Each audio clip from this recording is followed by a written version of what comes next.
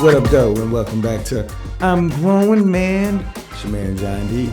In the building. This is one of those special editions that I got to slide into another time spot because the wife had last minute engagements. So I decided to come in and talk about intentional relationships, another thing that could possibly help others who are trying to find that connection. I typed in the AI like some questions I could answer. And one was, what are three things that intentional relationships need for success, and the way that I saw it? And I came up with the number one thing that I highly suggest. If you're not doing this, you can't get to whatever you think you're supposed to be. You should have a conversation, an uncomfortable conversation every day. If you guys don't know how to communicate effectively, this is probably something you can't do. But you should pre-plan on talking about things like this. I guess my biggest takeaway from this is that if you knew your partner felt a certain type of way, you would want to know as much information as possible so you can make sure that you don't cause this feeling or this emotion that would compromise the relationship. And I think that this is for more mature relationships where both parties know they're working towards something on purpose. And I apologize if you're not there yet, but those of you that are, you have to do it on purpose. Because if you don't do it on purpose, you're like, it's almost like you're planning to get rich off the lottery, and that doesn't happen. So number one, uncomfortable conversations.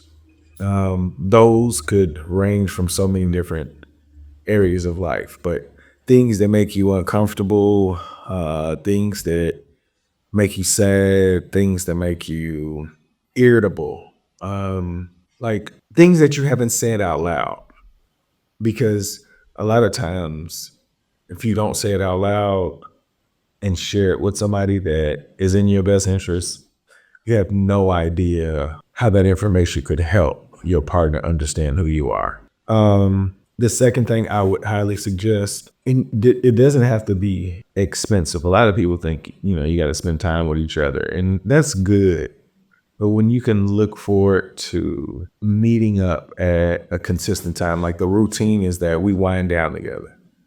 And it allows both of you to reflect on the day, for you guys to see what were your high points, what were your low points, what's changed, what hasn't changed. It creates this relationship that a lot of us don't know about. Sometimes people have those conversations in the day, but being that my wife typically picks me up this part of the season because the kids are bowling, it allows us to see how we can help each other in those moments where it's not always copacetic.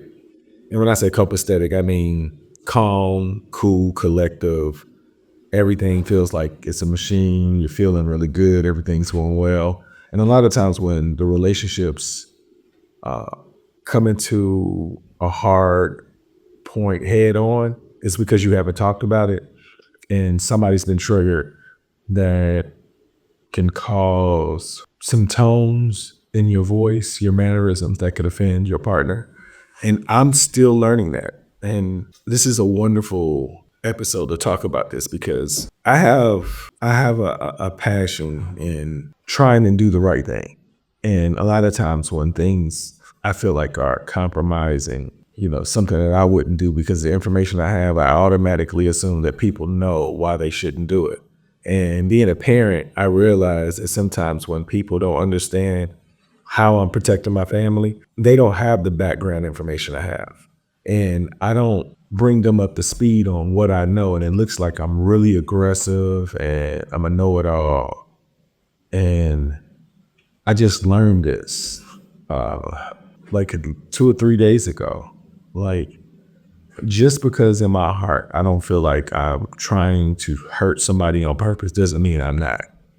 And this put me in a position to work on listening more and try to only give information when asked, unless there's an extreme need for me to say, hey, that might not be the smartest thing to do. And a lot of times I get so caught up with trying to share my information that it can cause a disturbance in our relationship. So when we have these planned sit downs, like every evening, we're together about 6:37. We've just walked the dogs, we ate dinner, we're watching television, we're watching a show, something that can cause us to engage in conversation. And I know that we were not doing that before. And I think it's necessary every single day. Some people might think that's too much, and they have the right to think that.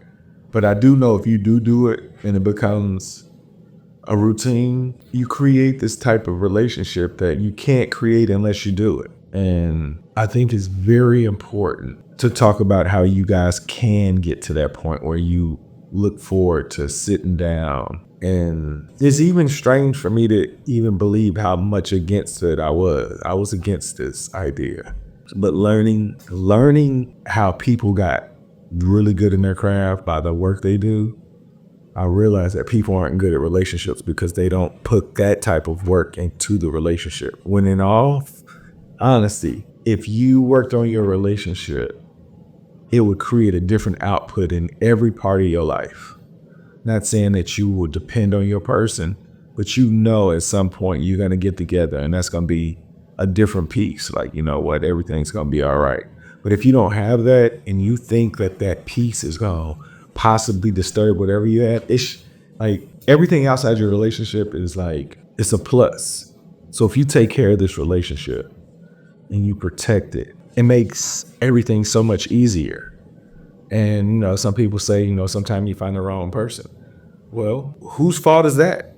And that's not to be mean or anything, but we have to accept accountability that we don't know what it looks like to find a mate and or we don't know how much work it actually takes to get to that point where you be like, I got the right one. Because a lot of bad decisions are being made because of poor messaging we received in our childhood. And I'm not for sure how it's translating for younger people, but I do remember getting information about how more people are wanting to be single because there are no examples of why it's beneficial to get married.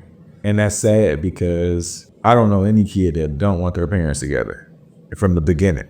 Now, eventually they probably like, you know what, they probably didn't need to be together. But in the beginning, you think that they're supposed to be together. And when it doesn't work, it's a butterfly effect that they have to figure out and causes trauma. And a lot of us don't understand that type of trauma in itself creates a different person. And it creates walls or making it more difficult for you to be able to navigate the journey of a relationship, because it's so easy to say, you know what, I messed up, I got to get somebody else. And you don't realize whoever you find, you're going to have to put that work in and get over, because if you leave, you're going to get to that point again in the next person if you stay long enough. And as we get older, hopefully we can relay some of this information and have better practices so that people look forward to finding their partner, to creating something beautiful where they can enjoy life throughout the entirety of the day. Because there's so many sad people out there. I just see the posts and some of these words are so mean to other people. And I feel like you're sad on the inside and you're using anger to say why you're upset or why everybody else isn't doing what they need to be doing. And we have to become more responsible in finding more information so that we can protect our heart and pass on the right information. I want to say the third thing, what did I say? Be open to being wrong to learn new information. Because a lot of times when there's a misunderstanding with your partner, you think because you grew up doing it, that was the only way or that's the best way. The only way it could be the best way is if you discuss it with your partner and your partner says, you know what, that's probably the way we should approach it. But if you automatically say it's the best way, you're not being the effective communicator you need to be, because you're taking your partner's perspective away from them. And that will change a person, because then they're least likely to want to volunteer information if they're not even being considered. And then that means your decision making is not as strong as it could be, because you're not hearing a different perspective because you already know all the answers. And that goes from both parties. Like, if we learn how to say, I never looked at it that way. You know what, let's sleep on it. And, let's come back tomorrow because that's new to me. I've always done it this way. And look where I am. But could you have been in a better place? Could you have done it differently? Could they have done it differently? Of course they could. It's always a better way. And 9 times out of 10, whatever way that both of you decide, there's a way better than that. But you have to look for it and be intentional about it.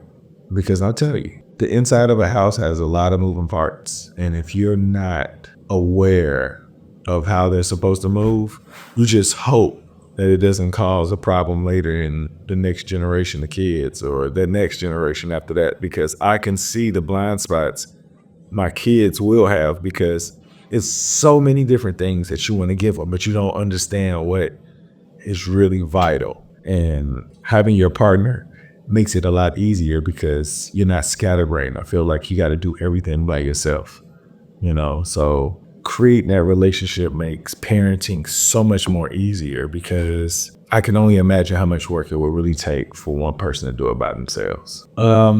Communication, intentional conversations that could be uncomfortable, sit down together at the same time to recap, share highlights, and be open to being wrong to learn a better way to approach. Those 3 things will change the results of your relationship. Like, as soon as you guys understand how important those things are, I can almost get, I know people say you gotta believe in God, but that's going without saying, I'm pretty sure that you guys have done that and made that background before. But at the end of the day, faith without work is dead. So put in the work. The more work you put in, the faster your results will reveal, and the more understanding of what you have to do to continue the process. Because once you start seeing results, you're like, oh man, I should have been doing this. And the relationship grows and turns into something beautiful. Y'all make today better than yesterday. Don't worry about anything you can't control. GATA. Get after that action, or that action will get after you. Be great on purpose.